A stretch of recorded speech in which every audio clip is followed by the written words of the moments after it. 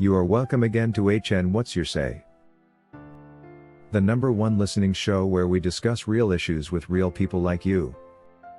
Today we make an in-depth analysis of R. Kelly's appeal hearing, where we break down the questionable arguments presented by the federal state attorney during the New York appeal hearing, and the intense scrutiny they faced from the panel of judges.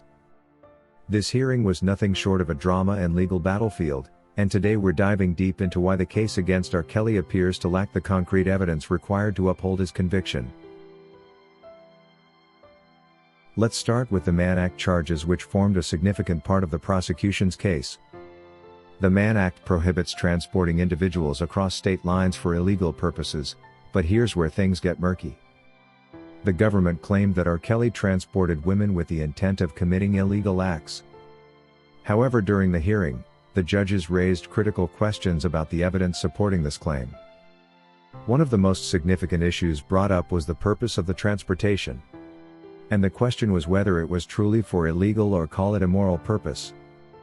The judges seemed skeptical, and they had all reason to be, considering the prosecution lacked relevant evidence in this regard. The prosecution in fact struggled to establish a direct link between the act of transportation and any criminal intent. Furthermore, the defense argued that the women involved were all adults who consented to travel. The judges appeared to take this argument seriously, questioning whether the government had successfully proven the absence of consent in these situations. An even more contentious point was the claim that R. Kelly knowingly exposed these women to a health condition without their consent. And shockingly, this is what the government presented as the illegal purpose of transportation, as though to suggest that R. Kelly purposely boarded women onto a plane to go expose them to an STD in another state. The argument just doesn't make sense. In response to their rebuttal, the judges pressed the prosecution on whether they could prove beyond a reasonable doubt that these women were unaware of R. Kelly's health status, and whether this lack of knowledge in any case amounted to a violation of the Mann Act. The government's arguments on this front seemed to unravel under scrutiny, as the judges repeatedly emphasized the need for concrete evidence rather than assumptions. Moving on to the forced labor charges, this part of the case was perhaps the weakest.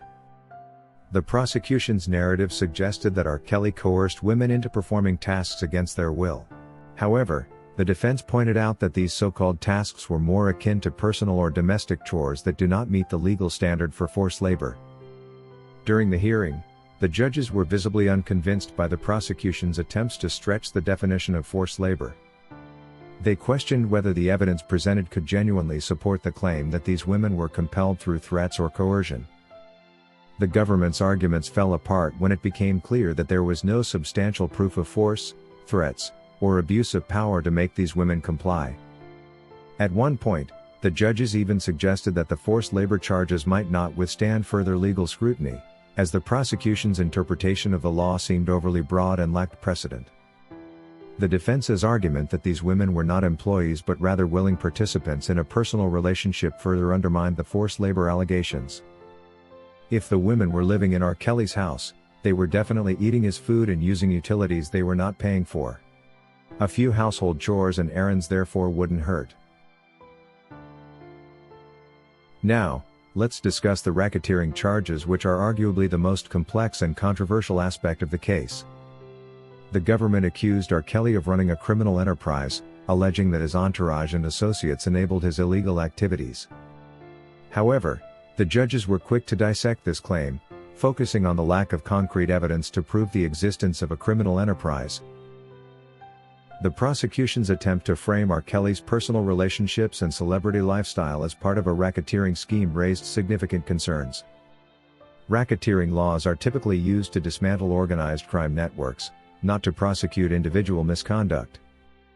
The judges questioned whether the government had misapplied the RICO statute in this case, noting that the evidence presented did not demonstrate a coordinated ongoing criminal enterprise. Moreover, the defense argued that the relationships between R. Kelly and his associates were personal rather than professional, and that there was no evidence of a structured hierarchy or shared illegal purpose. The judges appeared to agree that the government's case relied heavily on speculation rather than solid evidence. They pressed the prosecution to provide specific examples of how R. Kelly's actions constituted racketeering, but the responses were vague and unconvincing. Throughout the hearing, a recurring theme was the judge's insistence on concrete evidence. They emphasized that speculation, assumptions, and emotional appeals are not sufficient to uphold a conviction. This principle lies at the heart of the justice system. Every defendant is presumed innocent until proven guilty beyond a reasonable doubt. In R. Kelly's case, the prosecution's inability to provide clear, undeniable proof of guilt raises serious questions about the integrity of the charges. The defense's arguments highlighted significant gaps in the government's case, from the lack of evidence for the Mann Act violations to the questionable interpretation of forced labor laws and the misuse of the RICO statute. Given the weaknesses in the prosecution's arguments and the judge's evident skepticism, it's clear that this case is far from airtight. No individual should be imprisoned based on speculation, misinterpretations of the law, or emotional narratives that lack factual support. Justice demands a thorough evidence-based evaluation of the charges, and in this case, the evidence simply doesn't add up. R. Kelly's appeal highlights broader issues within the legal system, including the potential for overreach by prosecutors, and the importance of ensuring that high-profile cases are treated with the same standards of fairness and objectivity as any other case. The judicial process must prioritize truth backed by evidence and justice over sensationalism and public opinion. The appeal hearing for R. Kelly has exposed significant flaws in the case against him. From the questionable application of the Mann Act to the flimsy forced labor charges and the misuse of RICO laws, the prosecution's arguments have been thoroughly challenged. The judge's rigorous questioning underscores the importance of evidence-based justice and the need to protect the rights of every defendant, regardless of their celebrity status or public perception. As this case continues to unfold, it's crucial to remember that the strongest pillar of our legal system is the presumption of innocence until proven guilty. R. Kelly's appeal serves as a reminder of the importance of holding prosecutors accountable, and ensuring that every individual receives a fair trial. Based on the evidence presented or lack thereof, it's evident that R. Kelly deserves a thorough re-evaluation of his case and ultimately an acquittal. If you want to be featured in our video releases, send us your clips by emailing them to hnnewsroom242@gmail.com or use Google Drive for larger files. Be sure to include your name and any details you'd like us to know. We can't wait to showcase your contributions. That is all we had for you today on HN What's Your Say? To keep updated whenever we post a new video, subscribe to this channel now. Also remember to hit the bell icon and enable notifications. And feel free to share your opinions with us in the comment section below, and let us know if you would like us to publish your views in our next release. We value all our subscribers' opinions.